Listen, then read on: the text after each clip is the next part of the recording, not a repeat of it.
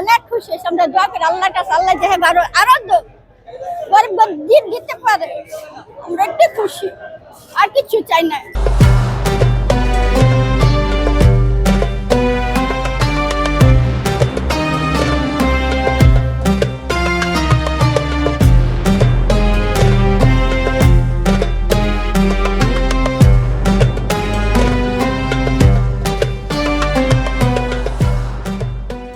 Mustafizur Rahman foundation এটা একটা জনকল্যাণমূলক সংস্থা। আমরা এটা আমার বাবার নামে করেছি। আমার বাবা উনি মারা গেছে। আমি এবং আমার ভাই জননেতা মোহাম্মদ নজরুল ইসলাম আজাদ সহকারে আমাদের অন্যান্য পরিবারের সদস্যরা আমরা সবাই এই ফাউন্ডেশনটির মধ্যে আমরা আছি। তো আমরা ইনশাআল্লাহ পূর্বেও সবসময় অসহায় গরিব দুঃখী মানুষের পাশে ছিলাম।